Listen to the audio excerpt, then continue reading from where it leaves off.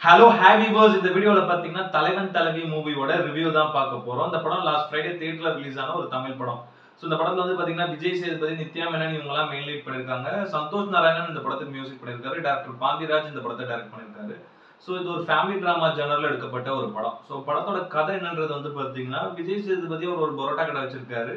So அவர் வந்து பாத்தீங்கன்னா Nithya Menon love பண்றாரு. சோ லவ் பண்ணி அவங்க ஃபேமிலி அகைன்ஸ்ட் பண்ணி அவங்கள கூட்டிட்டு வந்து கல்யாணம் பண்றாரு. கல்யாணம் பண்ணி அவருக்கு ஒரு குழந்தை பிறக்குது. ஒரு ஹாப்பியான லைஃப் போகுது. பட் அடிக்கடி அவருக்கும் அவர் ஒய்ஃபுக்கும் சண்டை நடக்குது. ஸோ இதுக்கான காரணங்கள் வந்து பாத்தீங்கன்னா 2 குடும்பத்தோட ஆளுங்களா தான் இருப்பாங்க. அதனால வந்து பாத்தீங்கன்னா அந்த சண்டை ஓரளவுக்கு மேல எக்ஸ்ட்ரீமா போயிட்டு ஒரு ஸ்டேஜுக்கு மேல அது வந்து பாத்தீங்கன்னா இது வந்து டிவோர்ஸ் வரைக்கும் போய் நிக்குது. ஸோ 2 குடும்பமும் அது ஒரு குலதெய்வ கோயில்ல அடிச்சுக்கிறாங்க. ஸோ இதுக்கப்புறம் இவங்க திரும்பி சேர்ந்தாங்களா இல்லையா அப்படின்றது தான் இந்த படத்தோட ஒரு மீதி கதை. ரொம்ப ஒரு சிம்பிளான ஒரு கமர்ஷியல் லைன் தான் இது ஆக்சுவலா அந்த படத்தோட ஒரு ஒன் லைன். ஸோ ஆனா இந்த கதை வந்து பாத்தீங்கன்னா டே டு டே லைஃப்ல நிறைய பேர் வீட்டுல எல்லா இடத்துலயும் நடக்கிற ஒரு கதை தான் இது. ஸோ இந்த படத்துல வந்து பாத்தீங்கன்னா விஜய் சேதுபதி அவரோட பெர்ஃபார்மன்ஸ் செம்மையா இருந்தது. ரொம்ப நீட்டா நடிச்சிருந்தாரு. யூஸ்வலான அவரோட அந்த ஒரு மேனரிசம், அவரோட பாடி லாங்குவேஜா இருக்கட்டும், பிளஸ் வந்து லைக் வந்து ஒய்ஃப் அடங்கி போற இடத்துல அடங்கி போறதும், ஒரு சில இடத்துல அப்படியே எகுறதும், சில இடத்துல பம்பி பம்பி எகுறதும், அதெல்லாம் வந்து ஆக்டிங்ல செமையா பண்ணியிருந்தாரு. ஆக்ஷன் சீன்ஸா இருக்கட்டும், லைக் அந்த எமோஷனல் சீன்ஸா இருக்கட்டும், எல்லாமே வந்து ரொம்ப சூப்பரா பண்ணியிருந்தாரு. சின்ன சின்ன இடங்கள்ல அவரோட ஹியூமர், அந்த ஒரு காமெடி வரும், அந்த ட்ராக்கா இருக்கட்டும், எல்லாமே ரொம்ப பிரமாதமா நடிச்சிருந்தாரு விஜய் சேதுபதி. அதே மாதிரி வந்து பாத்தீங்கன்னா நித்யா மேனன் அவங்க பெர்ஃபார்மன்ஸும் செமையா இருந்தது. அவங்க சொல்லவே தேவையில்ல, ஆக்டிங்கை பொறுத்த வரைக்கும் செமையா நடிச்சிருந்தாங்க இந்த படத்துல. அவங்க கேரக்டரே சூப்பரா இருந்தது. ரொம்ப ஒரு மாதிரி அந்த ஒரு அடமண்டான ஒரு கேரக்டர், பிளஸ் அந்த ஒரு ரொம்ப அந்த ஒரு மாதிரி தக்கான ஒரு கேரக்டர்னே சொல்லலாம். படம் பூராம அப்படி இருப்பாங்க. போட்டு எதுக்கு எடுத்தாலும் விஜய் சேதுபதி அடிச்சுக்கிட்டே இருப்பாங்க. அந்த மாதிரியான ஒரு கேரக்டர் தான் இது. ரொம்ப நீட்டா நடிச்சிருந்தாங்க அவங்க. நித்யா மேனன் அவங்க பெர்ஃபார்மன்ஸ் சூப்பரா இருந்தது. அதே மாதிரி செம்பன் வினோத் அவர் இந்த படத்துல வந்து பாத்தீங்கன்னா அப்பாவா பண்ணிருக்காரு. நித்யா மேனனுக்கு அப்பாவும், விஜய் சேதுபதிக்கு மாமனாராவும் ஒரு ரோல் வருது. ரொம்ப ஒரு நீட்டான ஒரு கேரக்டர். அது ஒரு சிம்பிளான ஒரு கேரக்டர் தான். ரொம்ப பாத்தீங்கன்னா அந்த ஒரு கோவம் இருக்கும். லைக் ஒரு பொண்ணை இப்படிலாம் பண்ணிட்டு இருக்கான் அவன் அப்படின்ற மாதிரி அந்த கோவம் இருக்கும். பட் அதை அப்படியே மனசுக்குள்ளே காமிச்சிட்டு இருப்பாரு அவரோட கேரக்டர். சில இடத்துல தான் பேசுவாரு. பட் நல்லா இருந்தது அவரோட பெர்ஃபார்மன்ஸ் அந்த படத்துல. அதே மாதிரி ஆர்கே சுரேஷ் அவரும் இந்த படத்துல வந்து பாத்தீங்கன்னா நித்யா மேனனுக்கு ஒரு அண்ணனா ஒரு ரோல். ஒரு நல்ல கேரக்டர் தான் அவருதும். லைக் நான் அப்படியே ஒரு வில்லன் கேரக்டர் மாதிரி பார்த்தேன் ட்ரைலர்ல. பட் ஆனா ரொம்ப நல்லா சூப்பரா கொண்டு போய் முடிச்சிருக்காங்க. அவரோட கேரக்டரும் நல்லா நீட்டாவே நடிச்சிருந்தாரு. அதே மாதிரி வந்து பாத்தீங்கன்னா தீபா சங்கர் அவங்க அவங்க இந்த படத்துல வந்து பாத்தீங்கன்னா விஜய் சேதுபதிக்கு அம்மாவா பண்ணிருப்பாங்க.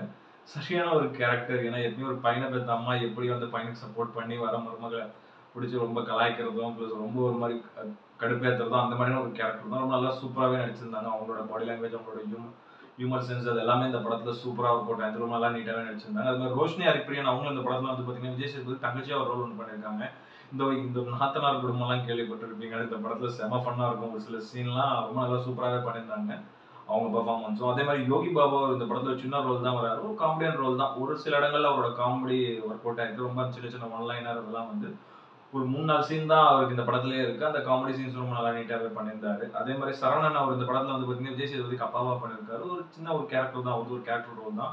ரொம்ப நல்லா நீட்டாவே அவர் நடிச்சிருந்தாரு. அதே மாதிரி வந்து பாத்தீங்கன்னா சென்ராயன் அவர் இந்த படத்துல வந்து பார்பரா ஒரு ரோல் பண்ணியிருக்காரு. செம்ம ஃபன்னான ஒரு ரோல் அவர் படத்துல பாத்தீங்கன்னா. மொட்டை அடிச்சதுக்காக அவரை போட்டு அடிப்பாங்க. அதுக்கு அவருக்கு அந்த மொட்டை அடிச்ச லைக் இந்த ஒரு முடித்திருத்த ஒரு சங்கத்தையே கூப்பிட்டு வர்றது, அந்த சீன்லாம் ரொம்ப ஃபன்னாவே இருந்தது அவர்கிட்ட இருந்து.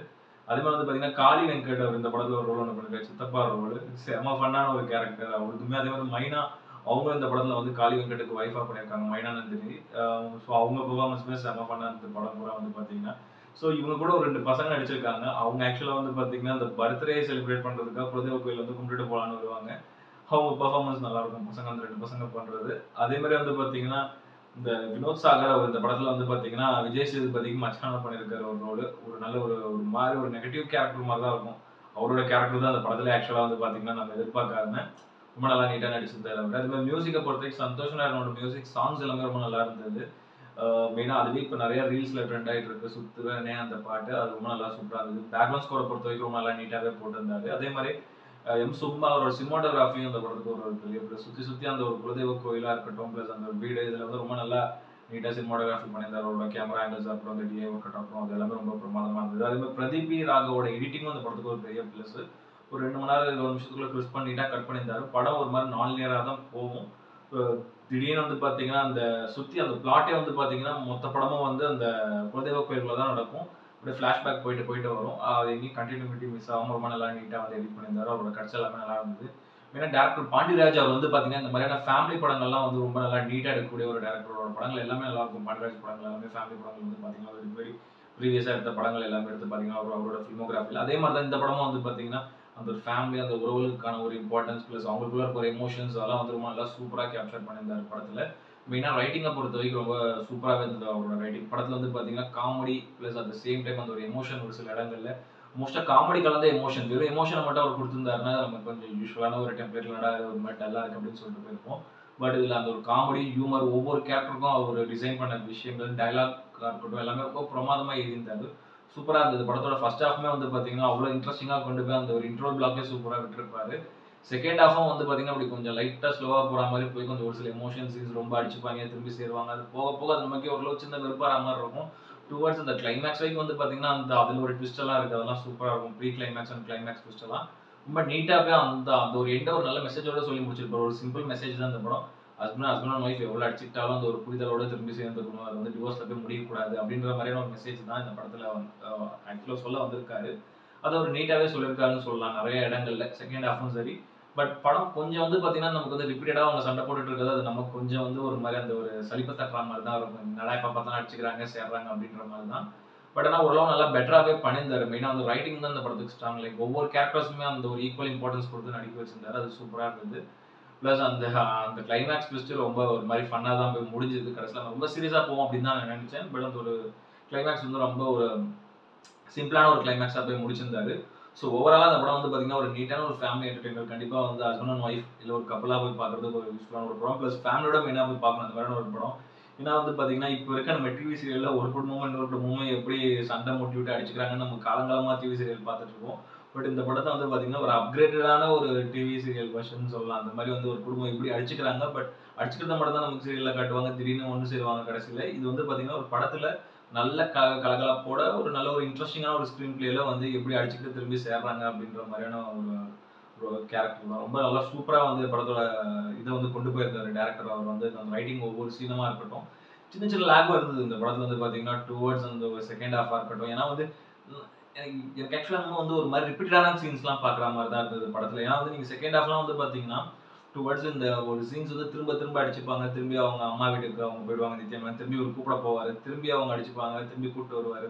அந்த சீன்ஸ்லாம் நமக்கு கொஞ்சம் செழிப்ப தட்டுற மாதிரி இருந்தாலும் ஓரளவு நல்லா நீட்டாகவே எடுத்திருந்தாரு. ஃபேமிலி ஆடியன்ஸ் அட்ராக்ட் பண்ணுற மாதிரி.